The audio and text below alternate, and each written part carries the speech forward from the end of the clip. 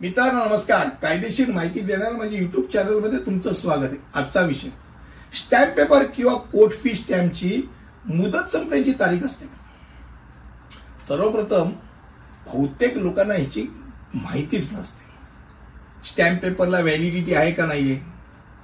तर सर्वप्रथम भारतीय मुद्रांक कायद्यानुसार स्टॅम्प पेपरना मुदत संपण्याची तारीख नसते आणि ते चांगल्या स्थितीत असल्यास अनिश्चित काळासाठी वापरले जाऊ शकतात.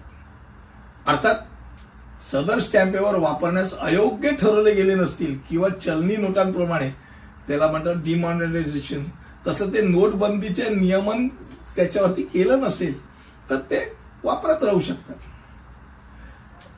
एकेकाळी 90च्या अलीकडे जर बघायला गेलं तर हिरवा स्टॅम्प पेपर होता. ते तेलगी नंतर आता वेगळे स्टॅम्प पेपर, त्याच्यावर वेगवेगळ्या गोष्टी आहेत. सील आहे, तार आहे, तुमच्या राज्याचं नाव आहे आणि क्रमांक, ह्या गोष्टी ऍडिशनल आल्या. मग पूर्वीचा स्टॅम्प आता नाही चालणार, पण आत्ताचा परत नवीन येईल तोपर्यंत तो चालणार ना.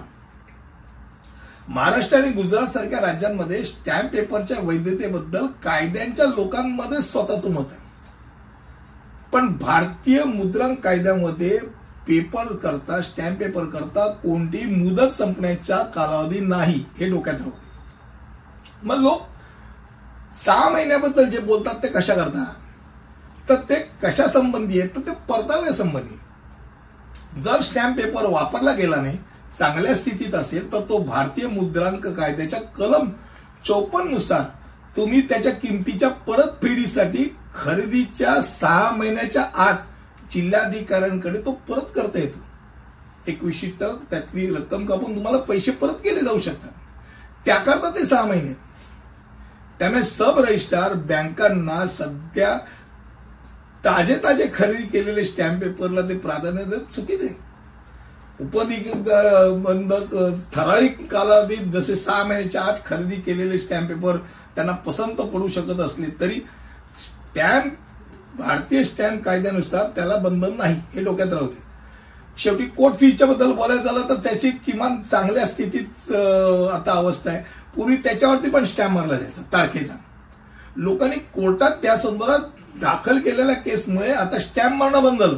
त्यामुळे किमान पक्षी कोर्ट फी स्टॅम्प करता लोकांच्या डोक्यात तेव्हाही ते होतं की 6 महिन्यापुरतच हे कोर्ट फी स्टॅम्प आहे, तारीख बघा. तर आता ते स्टॅम्प मारणं बंद झाल्यामुळे आता साहजिकच ते अनिश्चित कालात जिथपर्यंत वेगळा कोर्ट फी येत नाही तिथपर्यंत ते चालणारच आहे. आजकाल अनेक वकिलांच्या वकिलीमुळे किमान कोर्ट फी स्टॅम्पच्या तिकिटावरचा स्टॅम्प तो गेलेला आहे, डोक्यात राहू द्या. त्यांनी वकिली केल्यामुळे जाता जाता स्टॅम्प पेपर करता अनेक जण डोक्यात ठेवून असतं की 6 महिन्याचा स्टॅम्प पेपर व्हॅलिड असतो. हे पहिले डोक्यातनं फुल काढून टाका. परत एकदा सांगतो, नावावरनं स्टॅम्प पेपर घेणं हा वेगळा भाग आहे. वकिलाचा पण स्टॅम्प पेपर, तुमच्या वकिलाचा स्टॅम्प पेपर तुम्हाला चालू शकतो. पण बऱ्याच वेळा बँका काही गोष्टीत कंपन्या हे अग्रेसररित्या सांगतात की नावानी स्टॅम्प पेपर घ्या. ठीक आहे, प्रत्येकाची आवश्यकतानुसार तुम्हाला त्यांना खुश करावंच लागतं. मात्र तुमचा प्रतिनिधी पण तुमचा घेऊ शकतो, हे डोक्यात राहू द्या. स्टॅम्प पेपर आणि कोर्ट फीच्या मुदत संपण्याच्या संदर्भातल्या व्हिडिओ मला वाटतं संपूर्ण तुम्हाला माहिती दिली. पुढील व्हिडिओमध्ये असंच काहीतरी घेऊन येईल. तिथपर्यंत इथेच थांबतो. धन्यवाद.